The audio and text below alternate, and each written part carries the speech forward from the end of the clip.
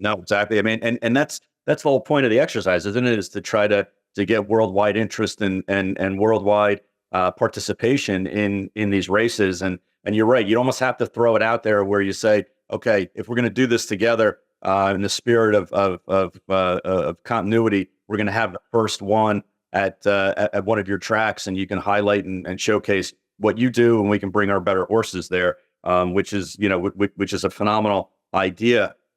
John, if I'm going to pivot on you for a second, one of the things that we also talked about off air was this advent and supporting of super trainers.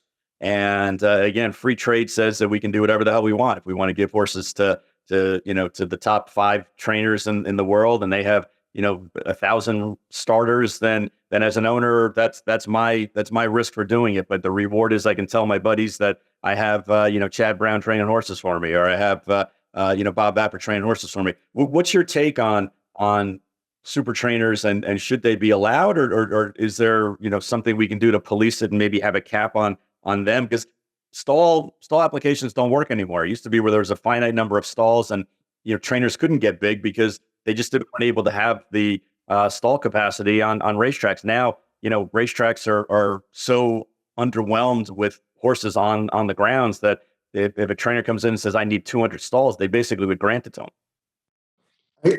Again, I think this question is a mirror image of the mare cap, book size, etc.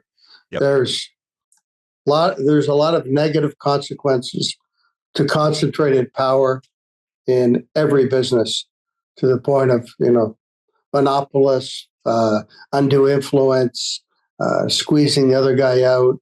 I understand that, but at the same time, everybody that's a quote super trainer started with one horse. Right. So I don't know how you monitor or govern that. And like, for example, and I say this nicely, not in any offense, but if you think about it, at Woodbine, who would be considered a super trainer? Oh yeah, no question, my guy, absolutely. Absolutely. And he's a great horseman, and right. He's enthusiastic, and he loves the game, and his family's been, he's a pure horseman. So, yep. And if one horse doesn't run well, he shuffles another one in, and that's great for his owners, because anytime I've seen Mark Cassidy, like if there's stake, there's 2 in there. One comes from Delaware. I mean, he is so active, so perceptive. He wants to win every race. He wants to give his owners every chance. And, anytime one person in any field wins more than everybody else, there's less opportunities for others. So, and right. If you carry that, it might seem to ridiculousness, but if you carry that thought forward, what about jockeys like the Ortiz brothers? Oh, they're riding how can a young guy get started? So I agree that it'd be way healthier for the business if things were more spread out. I don't know how you do that.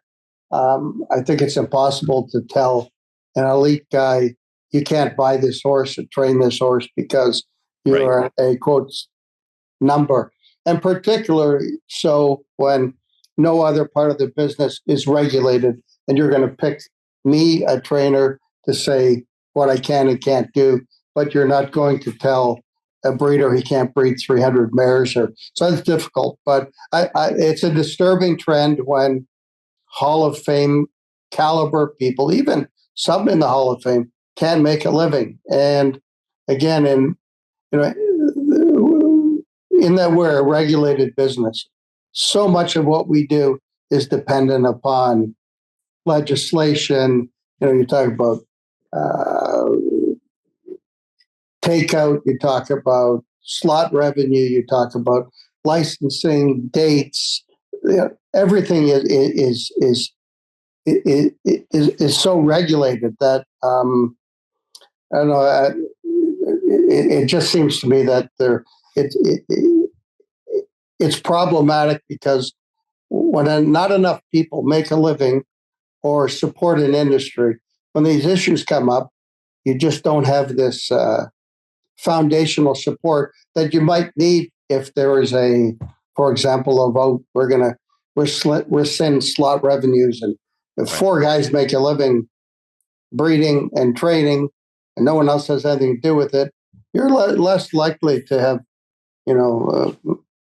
access or impactful influence on decision makers. So I find it sad. Again, I won't mention any names. I know there's some guys that, that struggle with 8, 10, 12 horses that have trained Eclipse Award winners. And, I don't know the remedy, but I agree it's problematic. And, I just like, having 140 yearlings by particular horse in a sale, I think it's problematic. But, I would say with respect to breeders, I think I said this earlier, you're really complicit if you know that a horse is going to breed 280 mares, 200, whatever the number is, and you send 3, and then when you get the yearling sale, you complain, nobody's seeing my horse.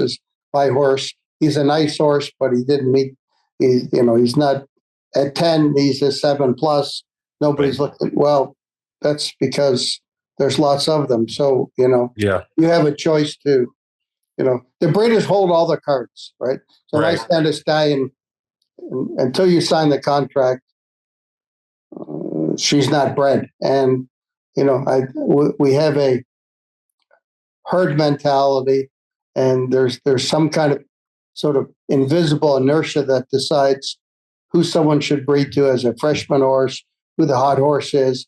Some of it is evidentiary, some of it is just by it's almost mystical, like, oh, you got to have one of these. And then everybody goes there, and, I've done it myself. We've supported horses like that. We also stand stallions, Charlatan, that like people went crazy for. And, we bred more mares than probably we should have. But, if I don't take those mares, the horse I have to try to explain, they don't get any support. So, I always said that, if you could guarantee a book of 125 mares for 4 consecutive years, I'd be happy to abide by that. But, you go 200, then 130, then 70, and, so if you amortize that over 4 years, you achieve that balance. But you didn't have that bumper crop year, you can't validate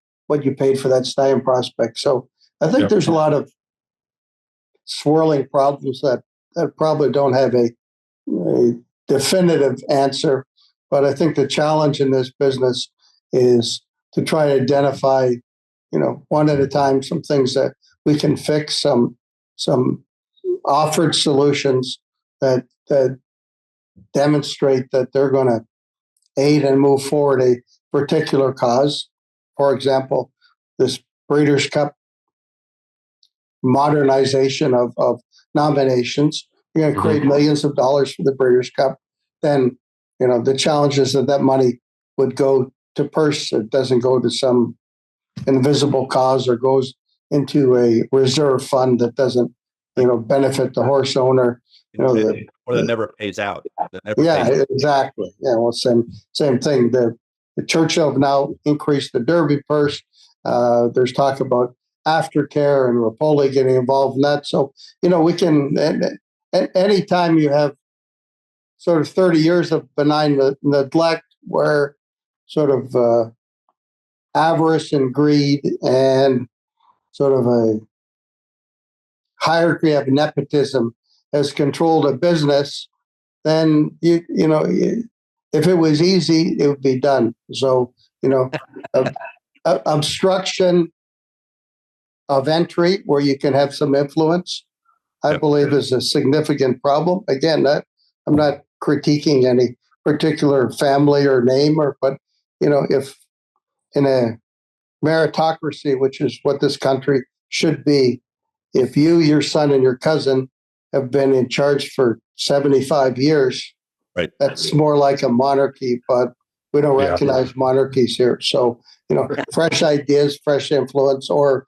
that's always what's needed. And, you look at General Electric, great companies that didn't innovate and change, now you have Apple. So at some point, I think that being able to pierce that bubble of entry is really, really important. And, sometimes he's crass, sometimes he's crude, but a guy like Mike Rapoli sees that, recognizes that, and, I think he's going to, insert himself into, I hope he can focus, because as I told him, Mike, what you need are wins, like